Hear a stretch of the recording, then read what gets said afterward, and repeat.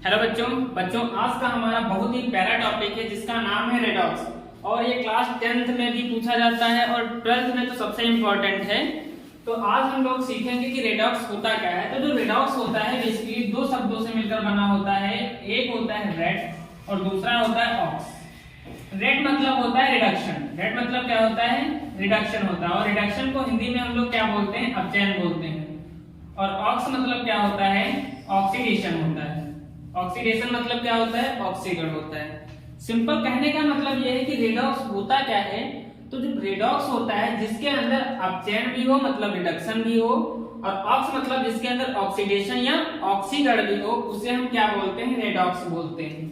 अब 10th में पूछा जाता है कि रेडॉक्स अभिक्रियाएं क्या होती हैं। तो वे अभिक्रियाएं जिनमें अपचयन अभिक्रिया भी हो और ऑक्सीकरण अभिक्रिया भी हो तो उसे हम क्या कहते हैं? रेडॉक्स अभिक्रिया कहते हैं। उम्मीद करता हूं कि ये बात आप लोगों को समझ में आई है। अब जो रेडॉक्स होता है वो दो टाइप का होता है। एक होता है ऑक्सीकरण और दूसरा होता है अपचयन। अब हम ऑक्सीकरण और अपचयन को कैसे पहचानेंगे? सबसे बड़ी बात तो ये है, तो वीडियो में बने रहें। आप लोग ऑक्सीकरण और अपचयन को बहुत ही आसान तरीके से निकाल पाएंगे। तो ऑक्सीकरण क्या होता है? तो ऑक्सीकरण को कह सकते हैं कि जो इलेक्ट्रॉन को क्या करता है? त्याग करता है। मतलब कोई भी तत्व हो, कोई भी आयन हो, यदि अपने अंदर से वो इलेक्ट्रॉन को बाहर निकाल रहा है तो उसको हम बोलते हैं ऑक्सीकरण। ठीक है। अपचयन क्या होता है? तो ऑक्सीकरण का जस्ट उल्टा होता है। जो क्या करता है? इलेक्ट्रॉन को ग्रहण करता है। मतलब जो बाहर से इलेक्ट्रॉन को अपने अंदर लेता है वो होता है अपचयन, और जो अपने अंदर से इलेक्ट्रॉन को त्याग करता है वो होता है ऑक्सीकरण। उम्मीद करता हूं ये बात आप लोगों को समझ में आई। अब इसे दूसरे शब्दों में हम बोल सकते हैं कि जिसके पास क्या होता है? इलेक्ट्रॉन की कमी होती है। अब मान लेते हैं हमारे पास 20 रुपए हैं। 20 रुपए थे, हमने किसी को 10 रुपए दे दिए तो हमारे पास क्या होगा? रुपयों की क्या होगी? कमी होगी। समझ में आ रही है बात? उसी तरीके से अपचयन में हम बोल सकते हैं कि जो क्या करता है? इलेक्ट्रॉन की क्या हो? जिसमें वृद्धि हो। क्या हो? वृद्धि हो। मतलब इलेक्ट्रॉन क्या हो जाए? बढ़ जाए। तो उसे हम क्या बोलते हैं? अपचयन बोलते हैं। फॉर एग्जाम्पल के लिए हम दो लोग देखते हैं। हमने क्या ले लिया? सोडियम ले लिया। सोडियम क्या है? एक धातु है। सोडियम क्या करता है? अपने अंदर से इलेक्ट्रॉन को बाहर निकाल देता है। जब सोडियम धातु अपने अंदर से इलेक्ट्रॉन को बाहर निकाल देता है तो यह बना लेता है सोडियम का आयन। क्या बना लेता है? सोडियम का आयन बना लेता है। इस सोडियम तत्व ने अपने अंदर से इलेक्ट्रॉन को बाहर निकाला है, इसलिए इसको हम बोलेंगे ऑक्सीकरण। क्या बोलेंगे? ऑक्सीकरण बोलेंगे। अब अपचयन क्या होता है? जैसे क्लोरीन होता है, क्लोरीन ये क्या करता है? एक इलेक्ट्रॉन को ग्रहण कर लेता है। जब ये इलेक्ट्रॉन को ग्रहण कर लेता है तो ये क्या बना लेता है? क्लोराइड आयन बना लेता है। इसने क्या किया है? बाहर से इलेक्ट्रॉन को ग्रहण किया है, और जब इसने इलेक्ट्रॉन को ग्रहण किया है तो इसे हम क्या बोलेंगे? अपचयन बोलेंगे। उम्मीद है ये बात भी आप लोगों को समझ में आई है। अब इसे हम दूसरे शब्दों में कह सकते हैं कि जिसमें ऑक्सीकरण संख्या में क्या हो? वृद्धि हो। ऑक्सीकरण संख्या में क्या हो? वृद्धि हो। तो अब देखिए ऑक्सीकरण संख्या में वृद्धि कैसे हुई।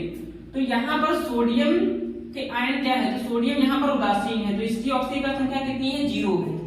यहाँ पर इस पे चार्ज कितना है? 1 चार्ज है। मतलब इसकी ऑक्सीकरण संख्या क्या है? 1 है। यहाँ पर ऑक्सीकरण संख्या 0 थी, यहाँ पर ऑक्सीकरण संख्या क्या है? 1 है। मतलब पहले ऑक्सीकरण संख्या कम थी और बाद में ऑक्सीकरण संख्या क्या हो गई है? ज्यादा हो गई है। मतलब ऑक्सीकरण संख्या में क्या हुई है? वृद्धि हुई है। ऑक्सीकरण संख्या में क्या हुई है? वृद्धि हुई। और जब ऑक्सीकरण संख्या में क्या हो? वृद्धि हो, उसी को हम बोलते हैं ऑक्सीकरण। सेम इसमें उल्टा होगा, जिसमें क्या हो? ऑक्सीकरण संख्या में क्या हो? कमी हो। ऑक्सीकरण संख्या में क्या हो? कमी। और जब ऑक्सीकरण संख्या में क्या होती है? कमी होती है, उसे हम बोलते हैं क्या? अपचयन बोलते हैं, रिडक्शन बोलते हैं। जैसे यहाँ पर ऑक्सीकरण संख्या कितनी थी? 0 थी। ऑक्सीकरण संख्या 0 थी और यहाँ पर ऑक्सीकरण संख्या कितनी है? -1 है। तो अब देखिए 0 बढ़ा है कि -1? तो आपका आंसर होगा कि 0 बढ़ा, मतलब ऑक्सीकरण संख्या क्या है? घट रही है। और जब ऑक्सीकरण संख्या घटे तो उसको हम बोलते हैं अपचयन। तो रेडॉक्स बेसिकली आप लोगों को समझ में आ गया कि रेडॉक्स के अंदर हम दो चीजें पढ़ते हैं, एक पढ़ते हैं ऑक्सीकरण और दूसरा पढ़ते हैं अपचयन। ठीक है। तो जिसके अंदर ऑक्सीकरण भी हो और अपचयन भी हो उसे हम बोलते हैं रेडॉक्स।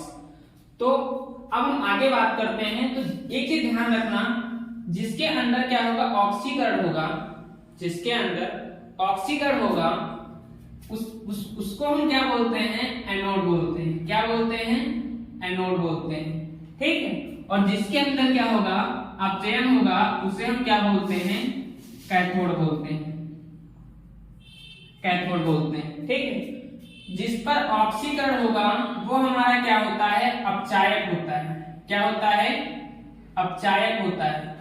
और जिस पर अपचयन होता है वो हमारा क्या होता है, ऑक्सीकारक होता है।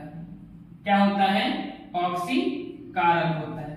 सबको ध्यान रखना, रेडॉक्स दो चीजों से मिलकर बना है, एक रेड और दूसरा होता है मतलब जिसमें ऑक्सीकरण भी हो और रिडक्शन भी हो उसे हम बोलते हैं रेडॉक्स।